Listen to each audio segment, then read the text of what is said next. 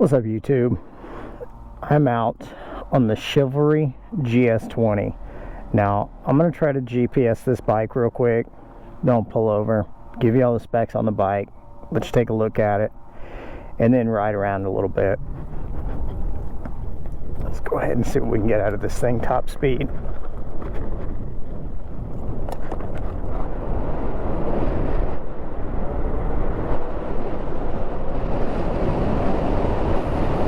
And of course, okay, here we go.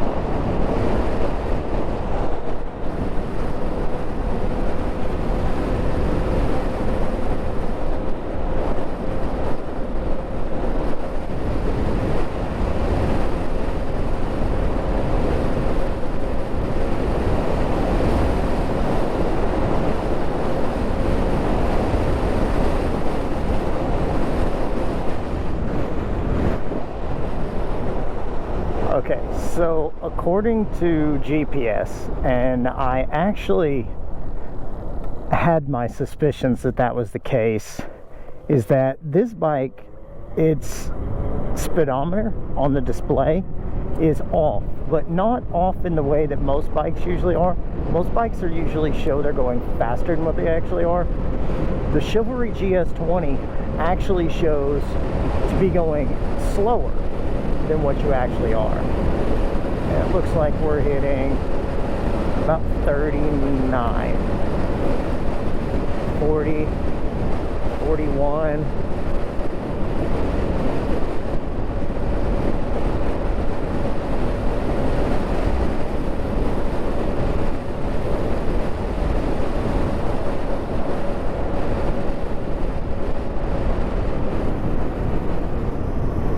Okay.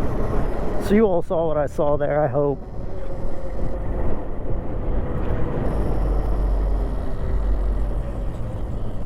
What's up, YouTube? In front of you is the Cheevalry GS20. Now, I just finished GPSing this bike. I'll try to cut that into this video. But the GS20 is a 60 volt, 32 amp hour, 3,000 watt claimed nominal hub motor with a claimed peak of 6,000 watts. Does it achieve 6,000 watts? I can't tell you that. I do know that based on the GPS, this bike will do 41 miles an hour.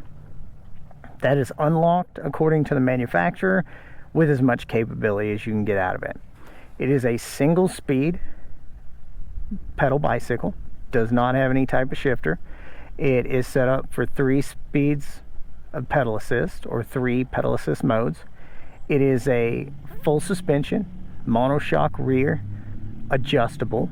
It's got front compression and preload adjustment. Now, this bike does come with some fenders. I elected to not put those fenders on the bike. I didn't like the style of them. I'll let you look the bike up. It's on eBay. It's about the same price as the Apex or the Fov King if you're not catching something on sale. This bike's $14.99 before tax with shipping included. If you want to look up the bike, or I may try to put a picture of the bike as it's supposed to be somewhere in the video.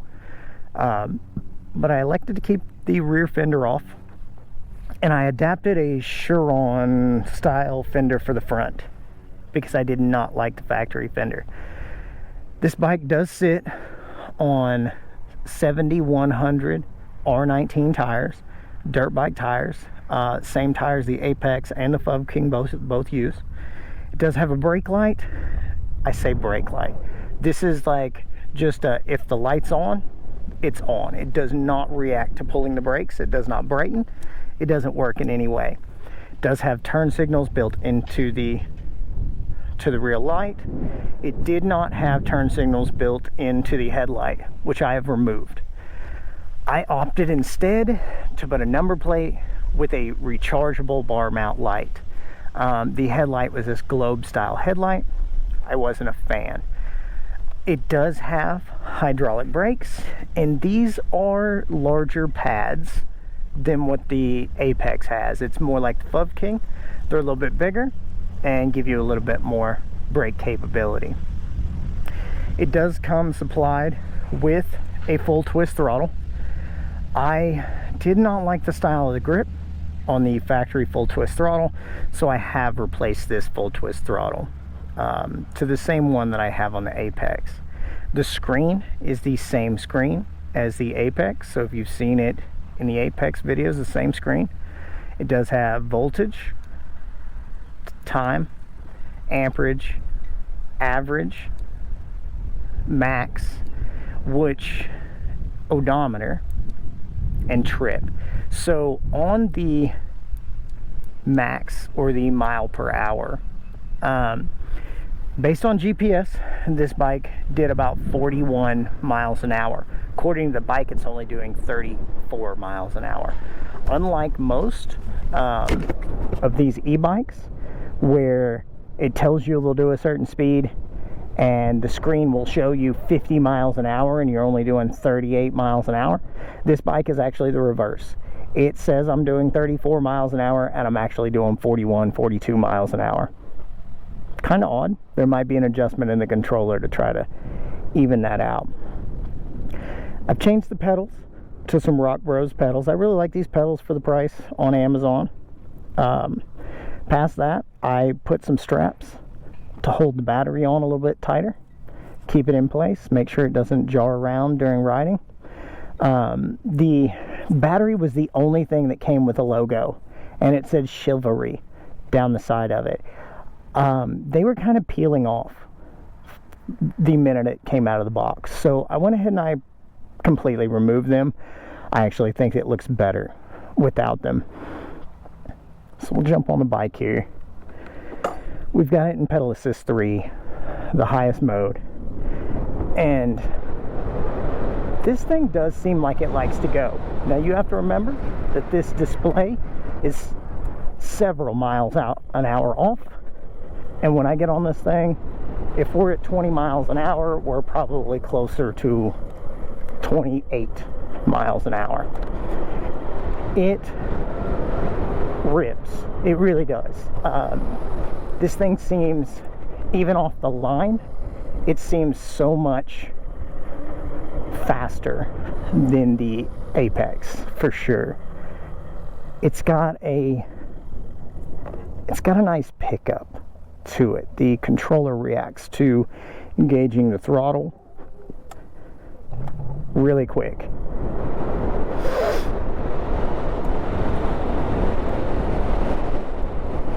So we were probably doing about 30 miles an hour there. I think in the videos right there where I raced the Apex versus the Fub King, they were doing about 24, 25 miles an hour in the same area. Okay, so let's go over the torque of the bike. So I'm going to stand still. I've got a foot, well, I'm going to put both feet on the ground.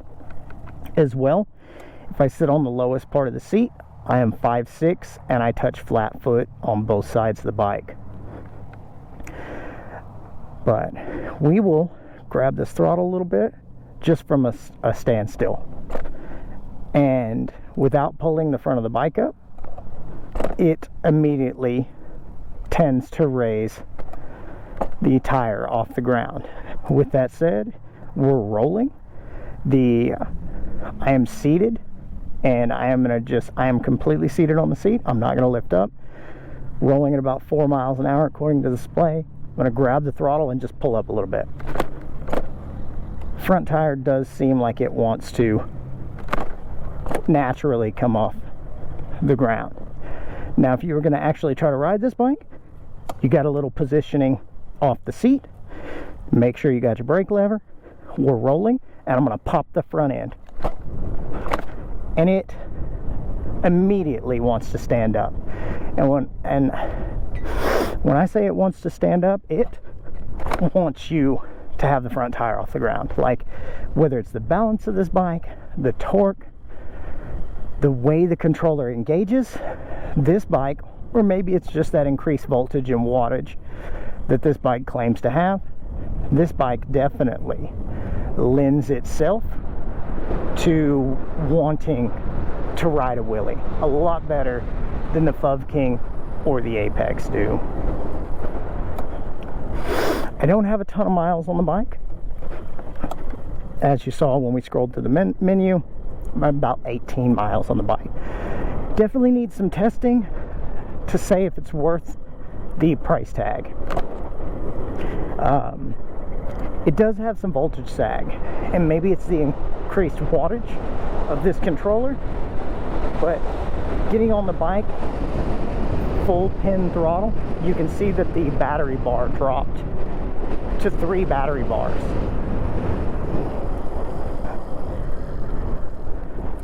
Oh, we're not gonna get on the sidewalk, we'll just rip this thing.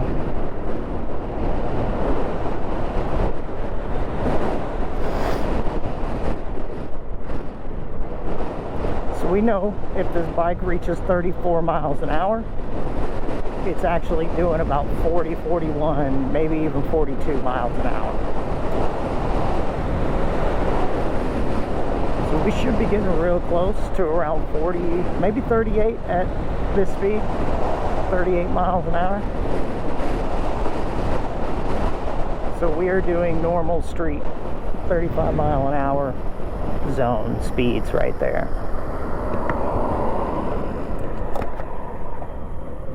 Does have a seat that's a lot more like the Tuttio ICT, if you've seen that bike, and it's technically probably, other than the Tuttio has a 60 volt 25 amp hour battery that is built into the frame. It's actually removable, but it seats inside the frame. This bike is probably very close to what the Tuttio is. So this has a Tuttio style seat, if you've seen that bike. I don't know what else I can really say about it right now. I don't have a lot of testing on the bike. I can tell you when I got this bike as well, it was locked at like 17 miles an hour. And I spent 2 weeks almost kind of arguing with the seller / manufacturer, whichever one I was speaking to through emails and messages through eBay, that to get this bike unlocked to the capability it is now. They honestly kept sending me videos to unlock bikes that were not even the Cheevalry GS20, and none of them would work. They didn't know how to unlock their own bike, apparently. I finally got it unlocked. I've had it out. This is only the second time I've had it out since it's been unlocked. Once it's unlocked, I've kind of gave you the rundown on the capabilities of the bike. They claim 45 miles an hour. I am only around 165 pounds, and I am not getting to 45 miles an hour. The highest I saw was 42 miles an hour.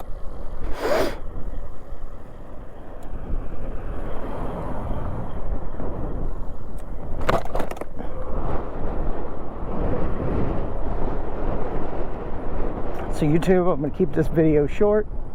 If you watch the video, if you're interested in the Cheevalry GS, let me know. Said I can't tell you this bike's worth it yet. I definitely want some more time on the bike.